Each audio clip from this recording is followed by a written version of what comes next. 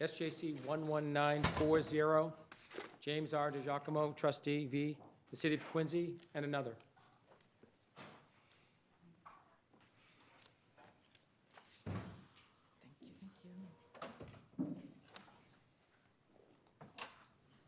Good morning, and may it please the court. Document 1 second, when do we wait till? All right. John Good Adams. morning, and may it please the court. John Adams is back in the courtroom, I see. Back in the courtroom, Your Honor. My name is James DeGiacomo, and I am the plaintiff appellant in this proceeding. I am also the successor trustee to the John Adams Fund. This is an appeal from a judgment of the single justice allowing the defendant's motions for summary judgment. The action was brought by the successor trustee against the City of Quincy, the former trustee, and the Quincy Historical Society, seeking to rescind a contract, a lease agreement that was entered into between the parties, that is the City of Quincy and the Quincy Historical Society, in 1972.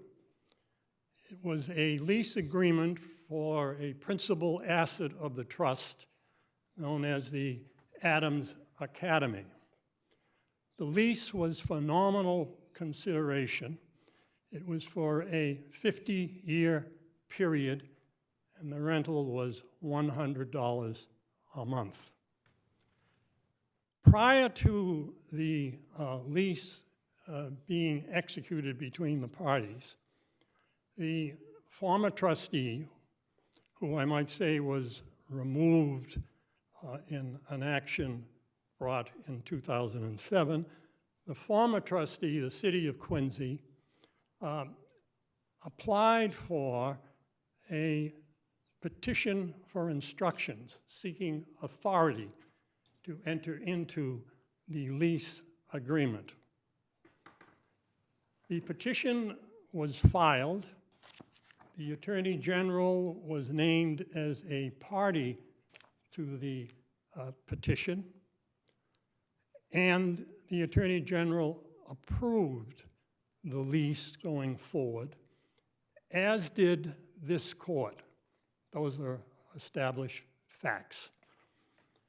Now, the single justice held that because the Attorney General was named as a party, and as a matter of fact, required to be a party in the 1972 petition, that in his capacity as Attorney General, representing the public interest involved in charitable trust, he also represented the interest of the sole beneficiary of the trust, the Woodward School for Girls. And therefore, the doctrine of res judicata prevents this proceeding, a proceeding for rescission, from going forward. In other words, the justice, single justice held that issue preclusion applies. It is the position of the successor trustee who brought this action that on the very peculiar and unusual facts of this case, which is an equitable proceeding, that the doctrine of res judicata, first of all, does not apply, and secondly, if it does apply, should not be set forth in this proceeding because of the unusual facts of the case. Let's talk about whether it doesn't apply first. Yes. What is it about this record that in any way suggests that the Attorney General wasn't in privity with the beneficiaries of this public trust. It's a public trust. What is John Adams' intention in 1822? Nothing unique about the Adams School. It's about promoting education. Ultimately, the Woodward School for Girls is promoting education. There's nothing particular about these beneficiaries that is different than beneficiaries in other matters. You can put Maffei aside, and perhaps you should discuss that, but there's no difference of the interest. I suggest there is, Your Honor. The Attorney General was in privity, first of all. That's established. I don't quarrel with that.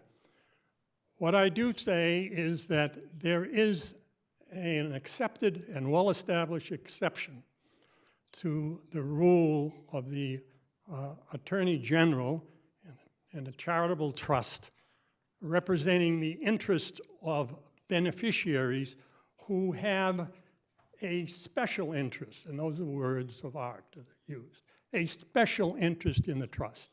Now, what does that mean? A special interest in a charitable trust is an interest that is different from the public interest or greater than the public interest. And in this case, the facts of the case established that the interest of the Woodward School for Girls is an interest that is a greater interest than the public interest. And the reason for that is that the Woodward School depended and still depends on the income from this trust to establish an effective operation of its school. It was not merely one of many beneficiaries. It was the sole beneficiary. But it certainly wasn't John Adams' sole beneficiary. But Pardon? John Adams didn't name the Woodward School as the That is beneficiary. correct. But can I ask you this question? It Sure, seems to sir. me, isn't there a difference between the right of an income beneficiary, such as the Woodward School, to initiate an action, and the right, what you seem to be arguing for is because it is the income beneficiary at this time and was in 1972, that it was entitled as a matter of law to notice of the proceeding brought before the single justice. Is that right? That is correct. We entitled the notice. Difference between the ability of in many public trusts, there isn't a special beneficiary who can do anything apart from the Attorney General. But here, the Woodward School can because it's an income beneficiary, but the fact that it can initiate something doesn't necessarily mean that it's entitled to notice, does it? Well, this, of course, is the thrust of the case itself. It is true that the beneficiary could have initiated an action. As a matter of fact, they did in 2007. We're aware of that, which was for an accounting and resulted in a removal. And that is true. They could have. The question is precisely, is the reverse true based on these facts? They did not initiate this action. Well, they did not initiate this action. That is correct. I initiated the action as a successor trustee.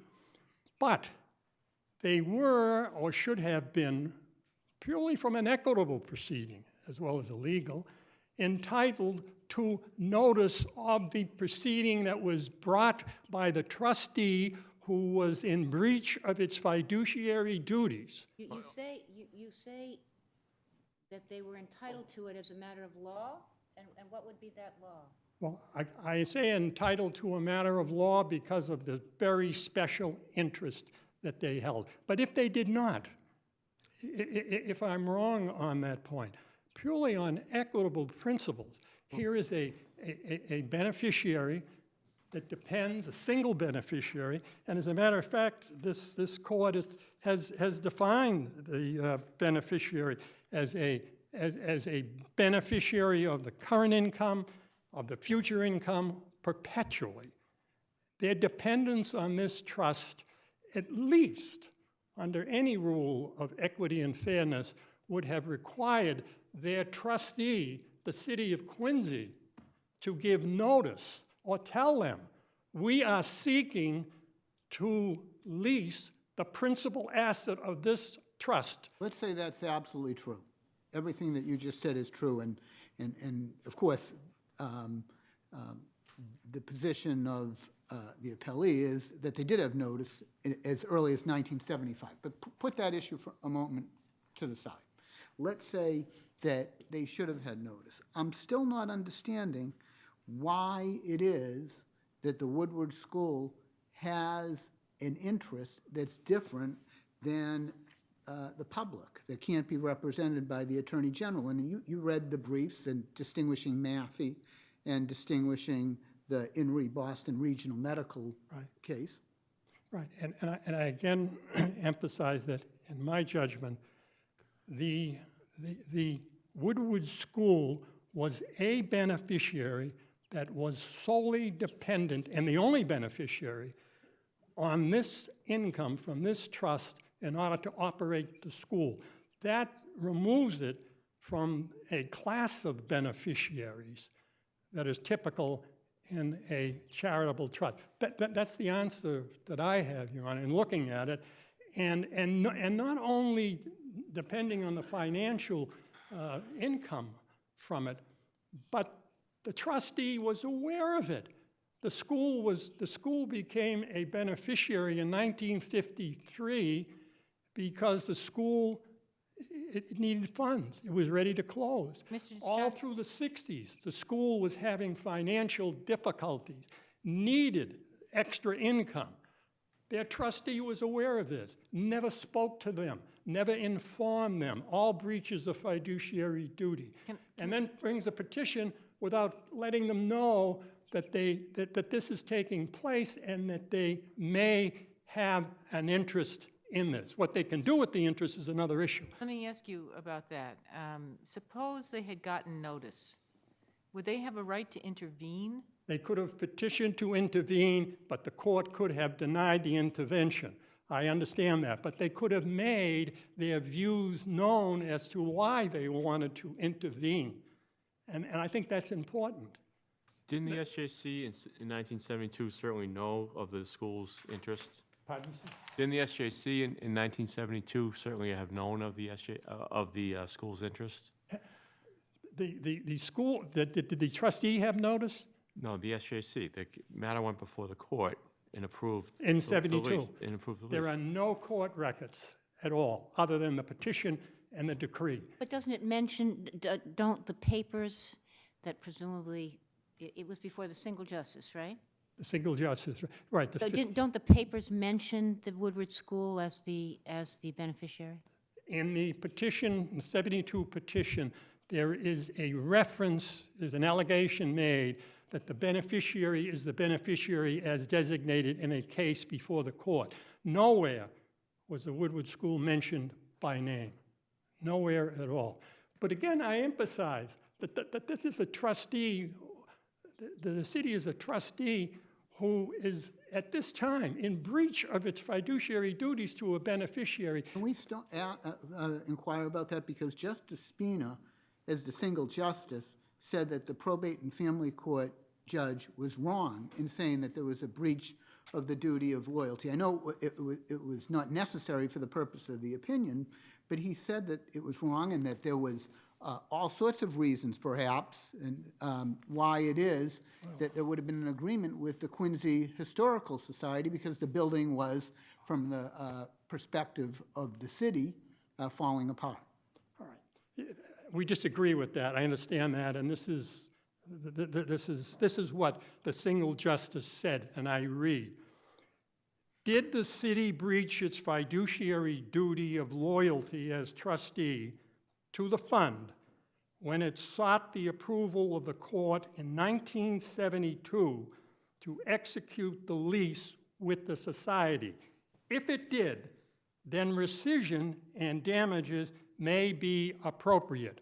Now, to answer the question, with that background, the single justice then stated that since issue preclusion applies in this case, then as a matter of law, there could not have been a breach of loyalty on the part of the trustee. That was the decision. So If notice were required to be given, to whom would it be required to be given to? I don't, first of all, in 1972, there was no required notice as there is today under the Massachusetts. But you say notice, if notice certainly had been given, you wouldn't be here. Right. So who should notice have gone to? And who? Notice should have gone from the trustee to the beneficiary. It was To the established. beneficiary. I mean, there was, I guess, there was a board of the school, and I guess the board was served, was it not? No, it was not. The board was not served, and that is an important issue here. They keep raising that question. If I could explain, it's addressed in the brief, but you have, in the John Adams Fund, you have a trustee, a board of supervisors, and then I'll call it a board of advisors as to the running of the school. The Woodward Fund also has the trustee, again, the same trustee, the city of Quincy, same beneficiary, and that's true. Now, what their contention is follows, that in the petition, there was named 2 ministers, physicians, a magistrate, and lawyers, all as provided in John Adams' trust. Over in the Woodward Trust, the advisors, so to speak, were the settled ministers, the ordained and settled ministers in the town of Quincy. So their argument proceeds that since the ministers were named in the petition, those ministers were named and to represent the interest of Woodward. Absolutely not true. And you merely have to examine the 1953 petition for Cypre naming Woodward as counsel to see that question answered very clearly, because in that petition, the same individuals are referred to as being in the solely brought because they represent Adams Fund, not the Woodward Fund. Attorney DeGiacomo, let's say you're right about everything you've just said. What about the remedy here? Why is it that there would be any unjust enrichment by the Quincy Historical Society? Right.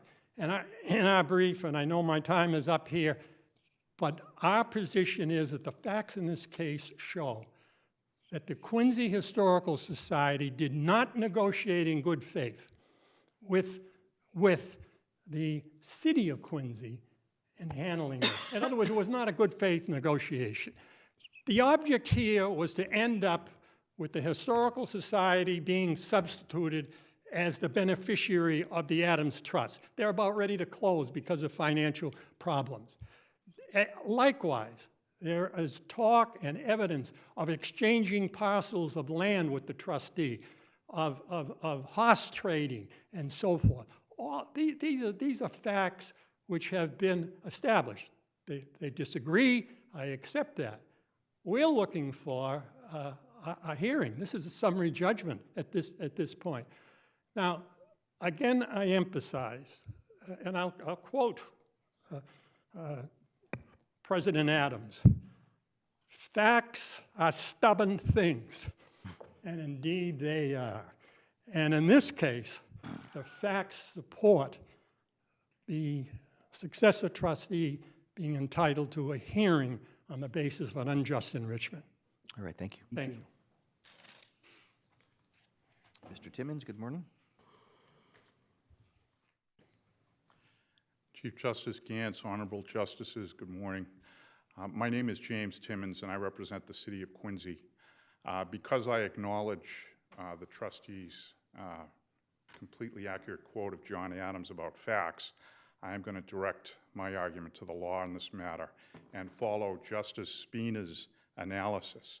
I'd like to call to the court's attention the fact that the single justice relied on a proposition enunciated as far back as 1890 in the Burbank case, which is a case cited in the briefs, in regard to the role of the Attorney General as trustee in charitable trusts. And what it said, and it's a common law principle that has since been codified in General Laws, Chapter 12, Section 8, is that the law has provided a suitable officer to represent those entitled to the beneficial interests in a public charity. Now, that proposition in 1890, which is 4 years before Woodard School opened its doors, essentially says that public charities are different creatures.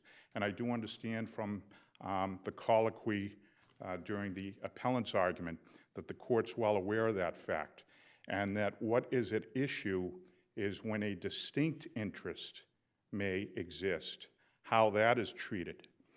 I acknowledge, as I must, that the proposition I've just enunciated is subject to a carve-out, an exception.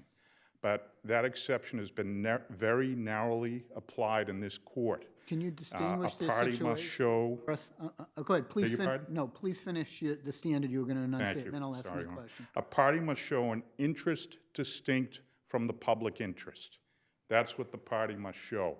Now, Woodard School has shown that in 2007 when they felt that the income to which they were entitled had been mishandled by the trustee. They're an income beneficiary of this trust.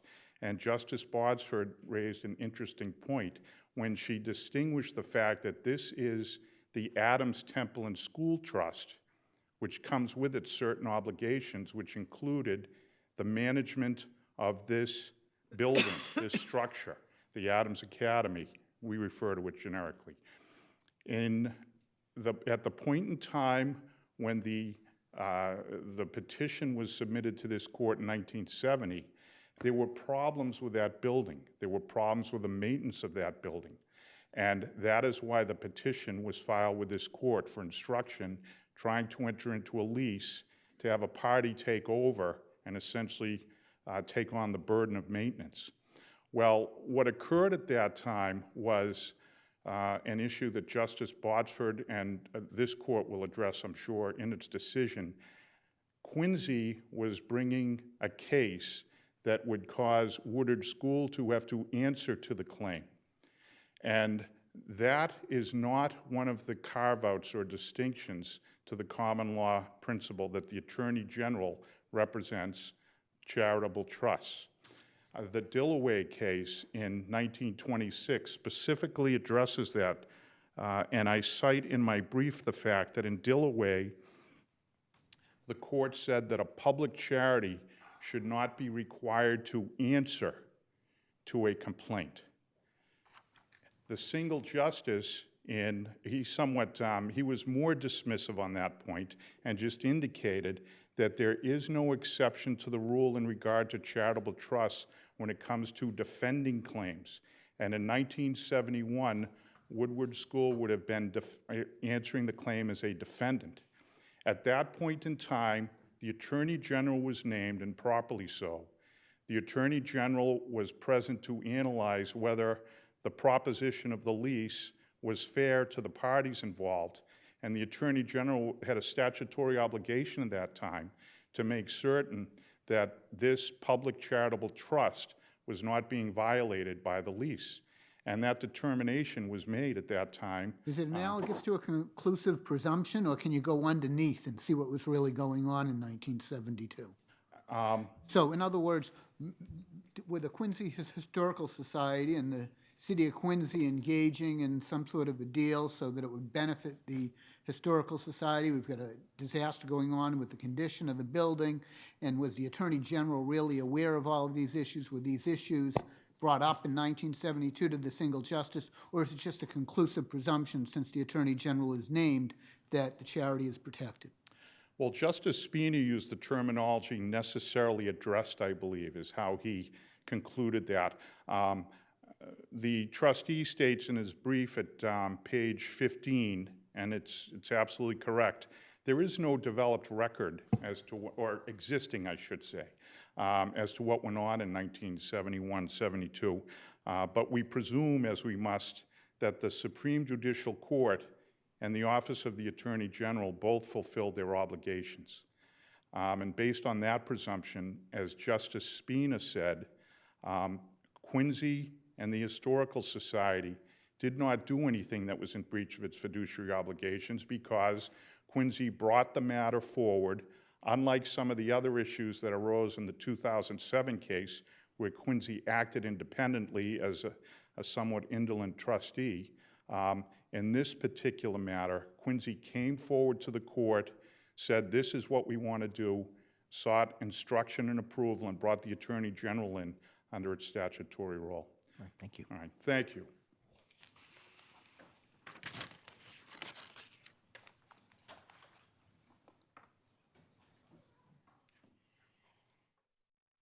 Mr. Pavlik, good morning. Mr. Chief Justice and honorable justices, may it please the court, I'm Barry Pollack on behalf of the Quincy Historical Society. There's a simpler way to look at some of what the single justice did here. Rather than just looking at it as a presumptive or binding rule that the Attorney General is always enough, here there were simply no facts and no evidentiary record presented by the successor trustee that would warrant departure from the general rule, at least, that the Attorney General is enough to safeguard the finality of a ruling now 44 years old. Often, the statement of undisputed facts becomes secondary to briefs in trial courts or even a hearing before a single justice. But if this court reviews the record at A1237 to A1283, it will find that a series of admissions, conclusory denials without evidence by the successor trustee, but mostly where there is a denial, reliance on collateral estoppel from the February 18th, 2011 ruling by the probate court. Of course, collateral estoppel cannot apply, February 18th, 2011 were the rulings by the probate court that included a reference, that included... Subject of the earlier case. Yes, it's the last in a list. This was the Woodward School for Girls brought the case against the city of Quincy. I note that the Woodward School is not a plaintiff here, in spite of the fact that the successor trustee relies on whether or not notice went to the Woodward School for Girls. It is not here directly to say it did not receive notice, and I think that's a significant fact. But in the last of this list of findings of breaches by the city of Quincy is a reference to the Adams Academy. It was not necessary to the ruling, and therefore cannot give rise to collateral estoppel effect. And my client, the Quincy Historical Society, was not a party there and did not have an opportunity to adequately litigate it. It wasn't fully and fairly litigated at that stage. So when one looks at the statement of undisputed facts in support of the summary judgment motion, and both sides move for summary judgment saying there's an issue of law here, the record from 1972, 44 years ago, and events that preceded that was quite scant. There was not actually a request specifically for a hearing by the successor trustee, as was expressed before this court today, but rather that it was entitled to summary judgment itself, based largely on collateral estoppel that simply doesn't apply, not just for the reason that Justice Spina gave, which is that it was an error of law based on res judicata, but also because my client is not a party to that proceeding. It was the ruling or reference to a breach of duty of loyalty with regard to the Adams Academy was not necessary to the removal of the city of Quincy and the other findings there. The it in that whole paragraph is the probate and family court's decision. Yes. And, okay. Yes, so that simply the decision removed the city of Quincy and set up a further claim for damages, Right. none of which was based on the need to address the Adams Academy. I question, I think it was purposeful for the Woodward School for Girls not to be named here as a plaintiff separately or in addition to... He represents the school.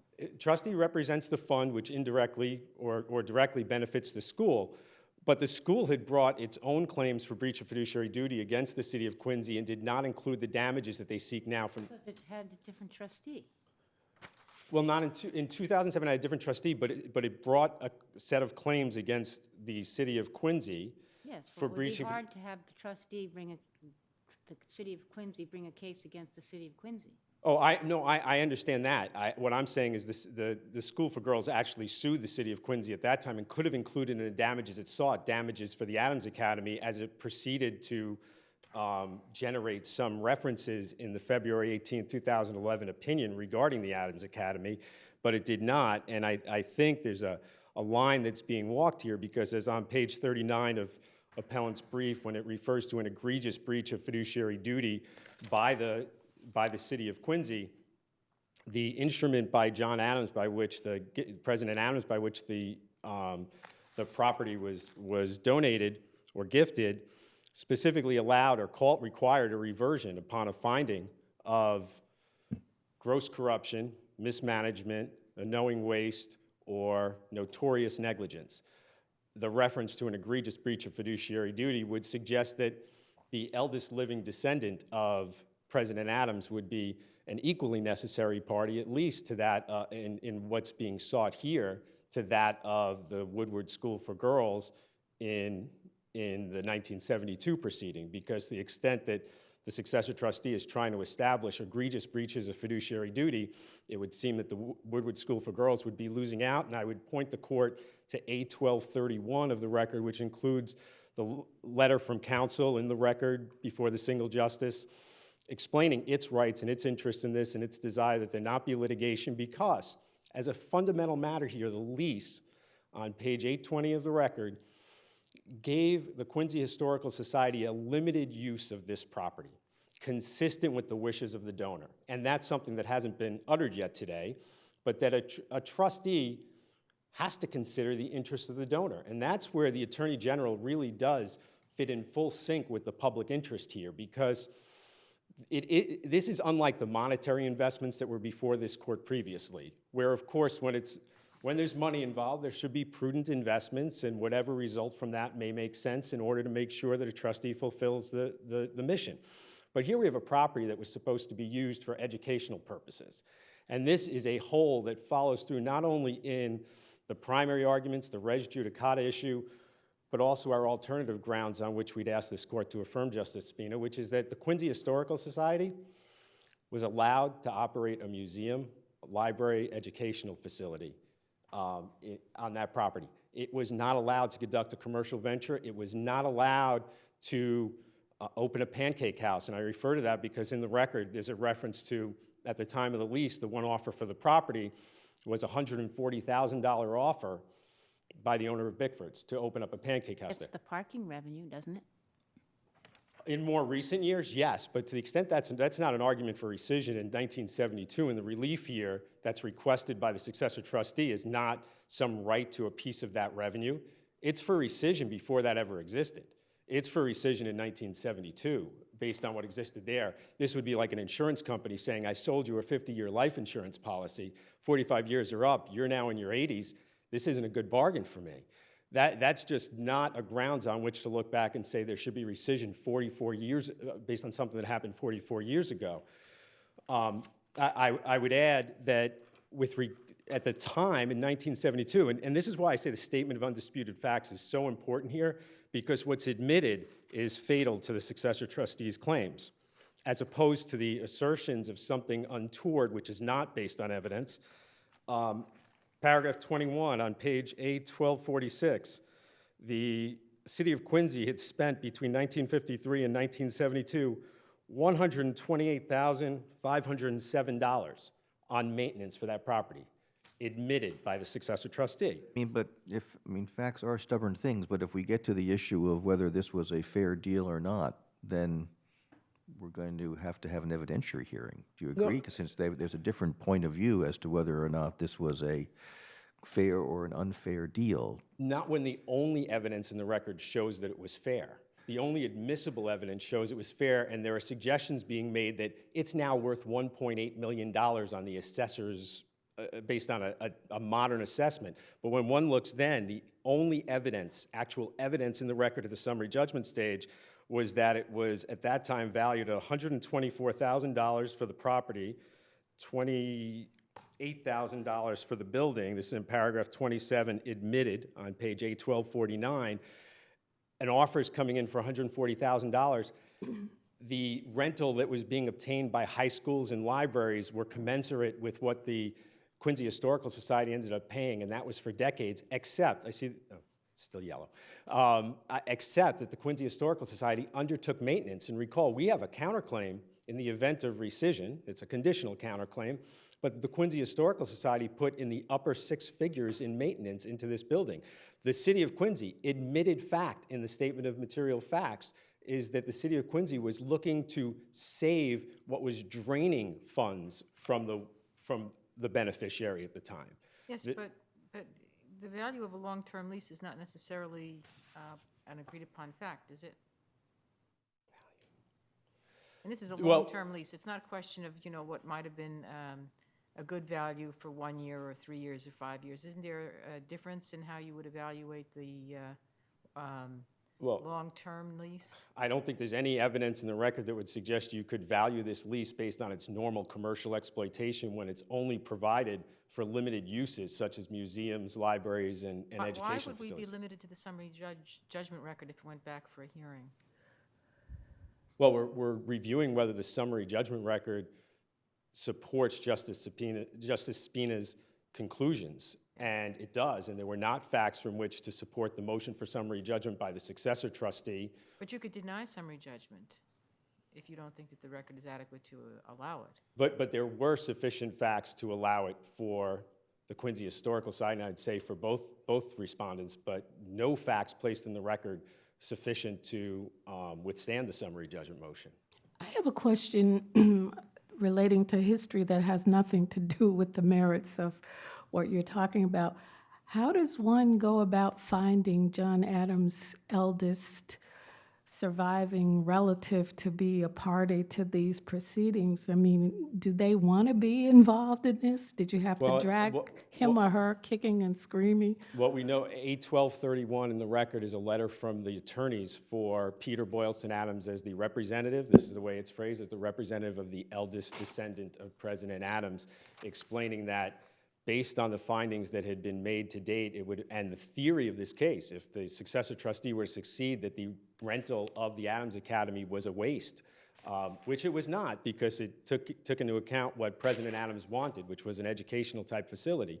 But if it was, then the Adams family wanted the property back for the use that President Adams intended it. And it's laid out in the letter there from Goulston and Storrs as counsel for Peter Boylston Adams as representative of the eldest, I think it's the eldest male descendant of President So Adams. Peter Boylston Adams is not himself the eldest male descendant. I don't know the answer to that. All I know is in the record it says that he's the representative of it and speaking for the Adams family there. But unless there's a specific question, I know I'm out of time, but I would note that there are alternate grounds on which Quincy Historical Society is rested as well regarding the inapplicability of rescission here under the circumstances. Thank you.